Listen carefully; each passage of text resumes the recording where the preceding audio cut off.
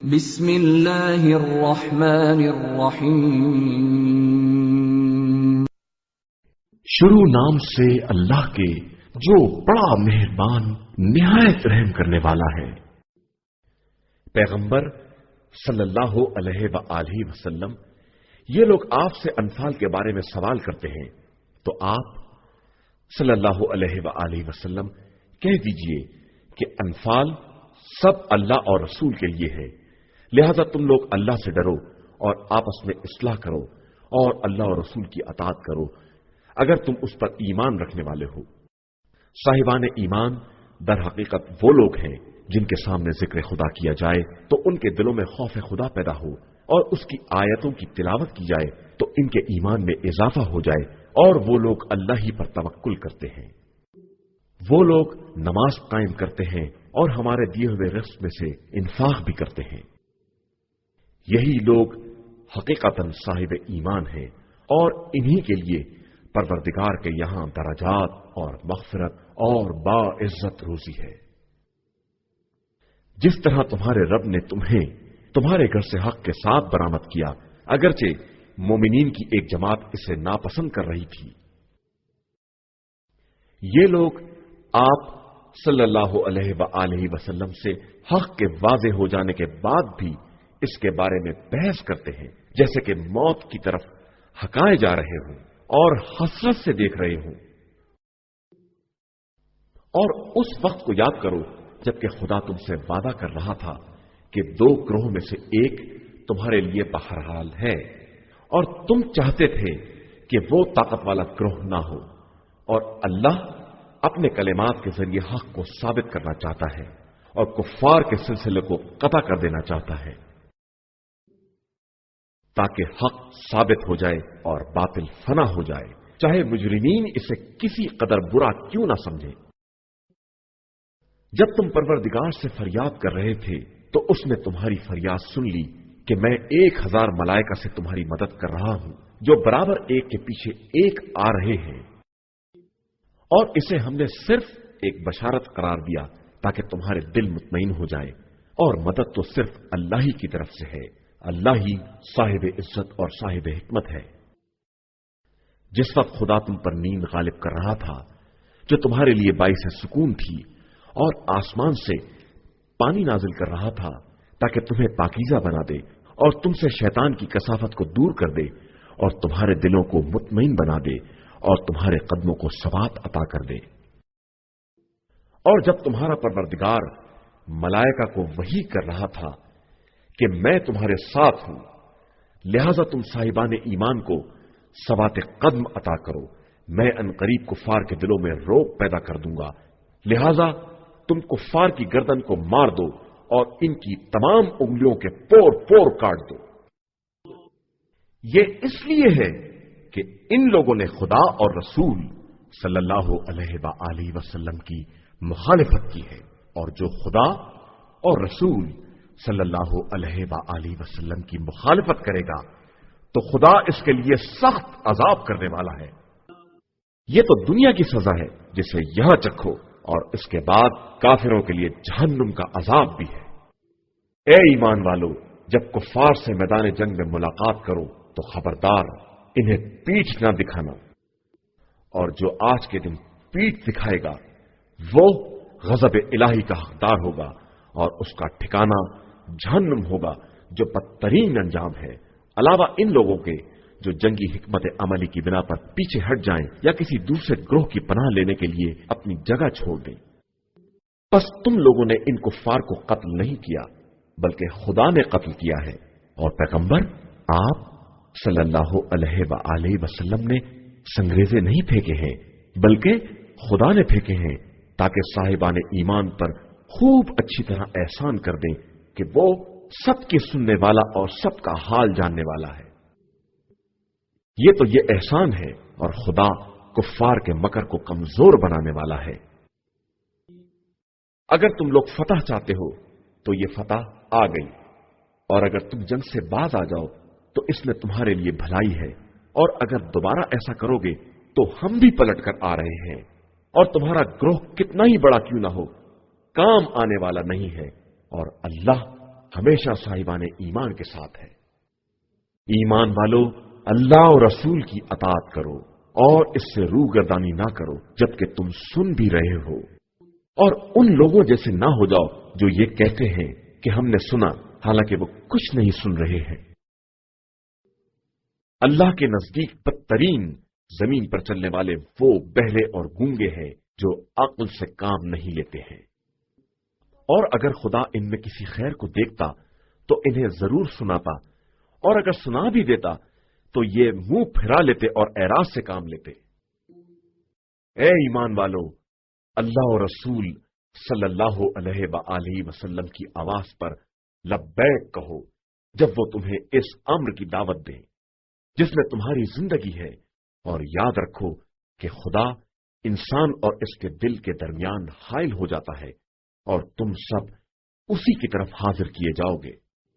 اور اس فتنے سے بچو جو صرف ظالمین کو پہنچنے والا نہیں ہے، اور یاد رکھو کہ اللہ سخت ترین عذاب کا مالک ہے۔ مسلمانوں، اس وقت کو یاد کرو جب تم مکہ میں قلیل تعداد میں اور کمزور تھے۔ تم ہر آن ڈرتے تھے کہ لوگ تمہیں اچک لے جائیں گے، کہ خدا نے تمہیں پناہ دی اور اپنی مدد سے تمہاری تائید کی، تمہیں پاکیزہ روزی عطا کی تاکہ تم اس کا شکریہ ادا کرو۔ ایمان والو، خدا اور رسول صلی اللہ علیہ وآلہ وسلم اور اپنی امانتوں کے بارے میں خیانت نہ کرو جبکہ تم جانتے بھی ہو،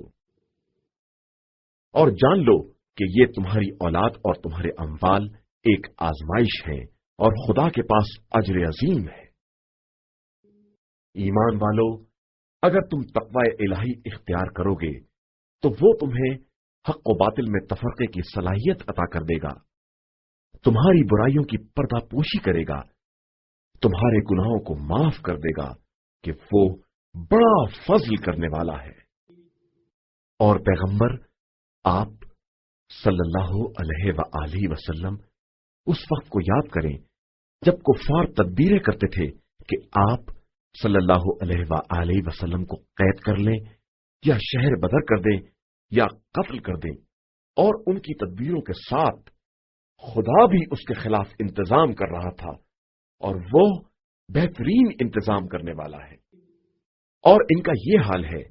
کہ جب ہماری آیتوں کی تلاوت کی جاتی ہے تو کہتے ہیں کہ سن لیا، ہم خود بھی چاہیں تو ایسا ہی کہہ سکتے ہیں، یہ تو صرف پچھلے والوں کی داستانیں ہیں۔ اور اس وقت کو یاد کرو جب انہوں نے کہا کہ خدایا، اگر یہ تیری طرف سے حق ہے تو ہم پر آسمان سے پتھر برسا دے یا عذاب علیم نازل کر دے۔ حالانکہ خدا ان پر اس وقت تک عذاب نہ کرے گا جب تک پیغمبر آپ صلی اللہ علیہ وآلہ وسلم ان کے درمیان ہیں، اور خدا ان پر عذاب کرنے والا نہیں ہے اگر یہ توبہ اور استغفار کرنے والے ہو جائیں۔ اور ان کے لیے کون سی بات ہے کہ خدا ان پر عذاب نہ کرے جبکہ یہ لوگوں کو مسجد الحرام سے روکتے ہیں اور اس کے متولی بھی نہیں ہیں۔ اس کے ولی صرف متقی اور پرہیزگار افراد ہیں، لیکن ان کی اکثریت اس سے بھی بے خبر ہے۔ ان کی تو نماز بھی مسجد الحرام کے پاس صرف تالی اور سیٹی ہے،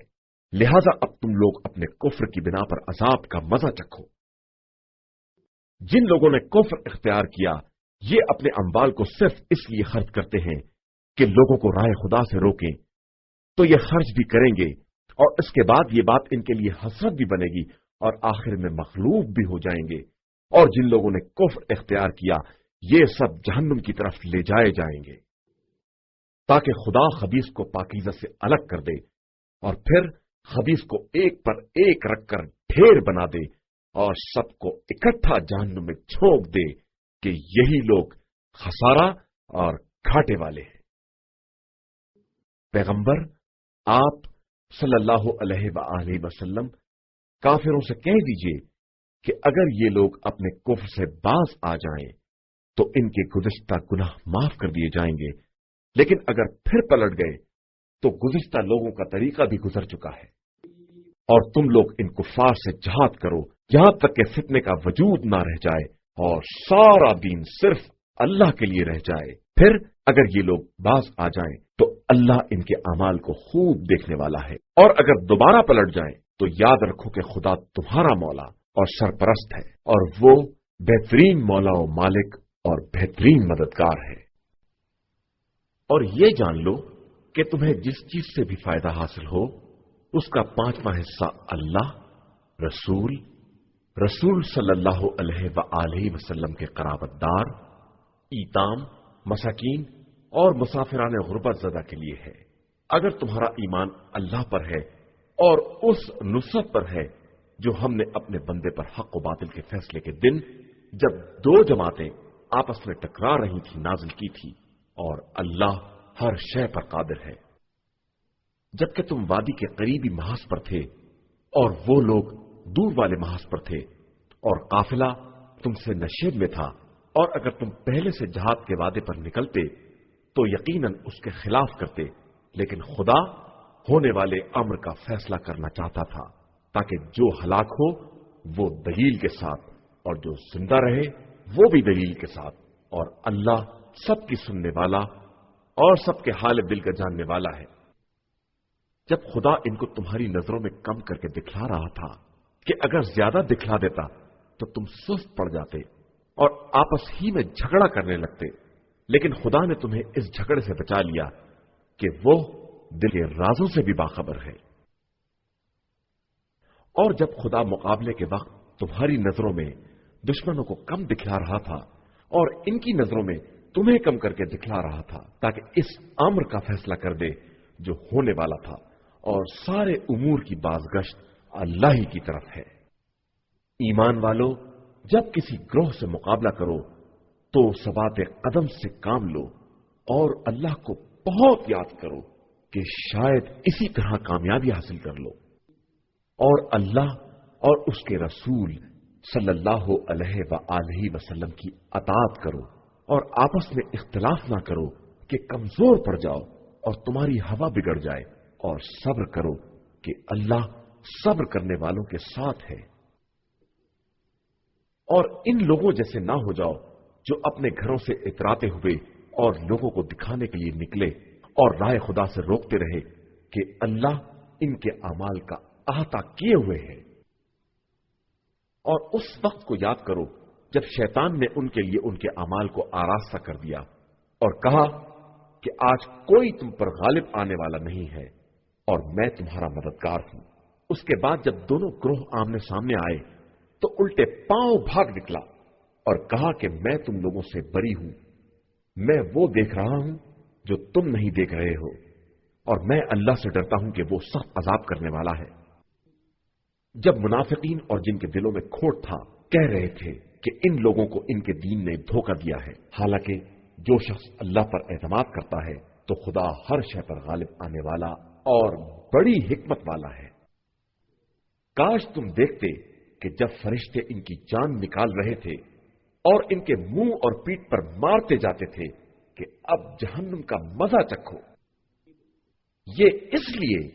کہ تمہارے پچھلے اعمال کا نتیجہ یہی ہے، اور خدا اپنے بندوں پر ظلم کرنے والا نہیں ہے۔ جو حال آل فرعون اور ان کے پہلے والوں کا تھا کہ انہوں نے آیات الہی کا انکار کیا، تو خدا نے انہیں ان کے گناہوں کی گرفت میں لے لیا کہ اللہ قوی بھی ہے اور شدید عذاب کرنے والا بھی ہے۔ یہ اس لیے کہ خدا کسی قوم کو دی ہوئی نعمت کو اس وقت تک نہیں بدلتا جب تک وہ خود اپنے تئیں تغیر نہ پیدا کر دے کہ خدا سننے والا بھی ہے اور جاننے والا بھی ہے۔ جس طرح آل فرعون اور ان کے پہلے والوں کا انجام ہوا کہ انہوں نے پروردگار کی آیات کا انکار کیا، تو ہم نے ان کے گناہوں کی بنا پر انہیں ہلاک کر دیا اور آل فرعون کو غرق کر دیا کہ یہ سب کے سب ظالم تھے۔ زمین پر چلنے والوں میں بدترین افراد وہ ہیں جنہوں نے کفر اختیار کر لیا اور اب وہ ایمان لانے والے نہیں ہیں، جن سے آپ صلی اللہ علیہ وآلہ وسلم نے عہد لیا، اور اس کے بعد وہ ہر مرتبہ اپنے عہد کو توڑ دیتے ہیں اور خدا کا خوف نہیں کرتے۔ اگر وہ جنگ میں تمہارے قبضے میں آ جائیں تو انہیں اور ان کے پشتبان سب کو نکال باہر کرو تاکہ عبرت حاصل کرے۔ اور اگر کسی قوم سے کسی خیانت یا بد عہدی کا خطرہ ہے تو آپ صلی اللہ علیہ وآلہ وسلم بھی ان کے عہد کو ان کی طرف پھینک دیں کہ اللہ خیانت کاروں کو دوست نہیں رکھتا ہے۔ اور خبردار کافروں کو یہ خیال نہ ہو کہ وہ آگے بڑھ گئے، وہ کبھی مسلمانوں کو عاجز نہیں کر سکتے، اور تم سب ان کے مقابلے کے لیے امکانی قوت اور گھوڑوں کی صف بندی کا انتظام کرو، جس سے اللہ کے دشمن، اپنے دشمن اور ان کے علاوہ جن کو تم نہیں جانتے ہو اور اللہ جانتا ہے، سب کو خوف زدہ کر دو، اور جو کچھ بھی خدا کی راہ میں خرچ کرو گے سب پورا پورا ملے گا، اور تم پر کسی طرح کا ظلم نہیں کیا جائے گا۔ اور اگر وہ صلح کی طرف مائل ہوں تو تم بھی جھک جاؤ اور اللہ پر بھروسہ کرو کہ وہ سب کچھ سننے والا اور جاننے والا ہے۔ اور اگر یہ آپ صلی اللہ علیہ وآلہ وسلم کو دھوکہ دینا چاہیں گے تو خدا آپ کے لیے کافی ہے، اس نے آپ صلی اللہ علیہ وآلہ وسلم کی تائید اپنی نصرت اور صاحبان ایمان کے ذریعے کی ہے، اور ان کے دلوں میں محبت پیدا کر دی ہے کہ اگر آپ صلی اللہ علیہ وآلہ وسلم ساری دنیا خرچ کر دیتے تو بھی ان کے دلوں میں باہمی الفت پیدا نہیں کر سکتے تھے، لیکن خدا نے یہ الفت و محبت پیدا کر دی ہے کہ وہ ہر شے پر غالب اور صاحب حکمت ہے۔ اے پیغمبر، آپ صلی اللہ علیہ وآلہ وسلم کے لیے خدا اور وہ مومنین کافی ہیں جو آپ صلی اللہ علیہ وآلہ وسلم کا اتباع کرنے والے ہیں۔ اے پیغمبر، آپ صلی اللہ علیہ وآلہ وسلم لوگوں کو جہاد پر آمادہ کریں کہ اگر ان میں 20 بھی صبر کرنے والے ہوں گے تو 200 پر غالب آ جائیں گے، اور اگر 100 ہوں گے تو ہزاروں کافروں پر غالب آ جائیں گے، اس لیے کہ کفار سمجھدار قوم نہیں ہے۔ اب اللہ نے تمہارا بار ہلکا کر دیا ہے اور اس نے دیکھ لیا ہے کہ تم میں کمزوری پائی جاتی ہے، تو اگر تم میں 100 بھی صبر کرنے والے ہوں گے تو 200 پر غالب آ جائیں گے، اور اگر 1000 ہوں گے تو بحکم خدا 2000 پر غالب آ جائیں گے، اور اللہ صبر کرنے والوں کے ساتھ ہے۔ کسی نبی کو یہ حق نہیں ہے کہ وہ قیدی بنا کر رکھے جب تک زمین میں جہاد کی سختیوں کا سامنا نہ کرے۔ تم لوگ تو صرف مال دنیا چاہتے ہو، جبکہ اللہ آخرت چاہتا ہے، اور وہی صاحب عزت و حکمت ہے۔ اگر خدا کی طرف سے پہلے فیصلہ نہ ہو چکا ہوتا تو تم لوگوں نے جو فدیہ لے لیا تھا اس پر عذاب عظیم نازل ہو جاتا۔ بس اب جو مال غنیمت حاصل کر لیا ہے اسے کھاؤ کہ وہ حلال اور پاکیزہ ہے، اور تقوی الہی اختیار کرو کہ اللہ بہت بخشنے والا اور مہربان ہے۔ اے پیغمبر صلی اللہ علیہ وآلہ وسلم، اپنے ہاتھ کے قیدیوں سے کہہ دیجئے کہ اگر خدا تمہارے دلوں میں نیکی دیکھے گا تو جو مال تم سے لے لیا گیا ہے اس سے بہتر نیکی تمہیں عطا کر دے گا، اور تمہیں معاف کر دے گا کہ وہ بڑا بخشنے والا اور مہربان ہے۔ اور اگر یہ آپ صلی اللہ علیہ وآلہ وسلم سے خیانت کرنا چاہتے ہیں تو اس سے پہلے خدا سے خیانت کر چکے ہیں، جس کے بعد خدا نے ان پر قابو عطا کر دیا کہ وہ سب کچھ جاننے والا اور صاحب حکمت ہے۔ بے شک جو لوگ ایمان لائے اور انہوں نے ہجرت کی اور راہ خدا میں اپنے جان و مال سے جہاد کیا، اور جنہوں نے پناہ دی اور مدد کی، یہ سب آپس میں ایک دوسرے کے ولی ہیں، اور جن لوگوں نے ایمان اختیار کر کے ہجرت نہیں کی، ان کی ولایت سے آپ صلی اللہ علیہ وآلہ وسلم کا کوئی تعلق نہیں ہے جب تک ہجرت نہ کرے، اور اگر دین کے معاملے میں تم سے مدد مانگے تو تمہارا فرض ہے کہ مدد کرو، علاوہ اس قوم کے مقابلے کے جس سے تمہارا معاہدہ ہو چکا ہے کہ اللہ تمہارے اعمال کو خوب دیکھنے والا ہے۔ جو لوگ کفر والے ہیں وہ آپس میں ایک دوسرے کے مددگار ہیں، اور اگر تم ایمان والوں کی مدد نہ کرو گے تو زمین میں فتنہ اور عظیم فساد برپا ہو جائے گا۔ اور جن لوگوں نے ایمان اختیار کیا اور ہجرت کی اور رائے خدا میں جہاد کیا اور پناہ دی اور نصرت کی، وہی در حقیقت واقعی مومن ہیں، انہی کے لیے مغفرت اور باعزت رزق ہے۔ اور جو لوگ بعد میں ایمان لائے اور ہجرت کی اور آپ صلی اللہ علیہ وآلہ وسلم کے ساتھ جہاد کیا، وہ بھی تم ہی میں سے ہیں، اور قرابت دار کتاب خدا میں سب آپس میں ایک دوسرے سے اولیت اور قربت رکھتے ہیں۔ بے شک اللہ ہر شے کا بہترین جاننے والا ہے۔ صدق اللہ العلی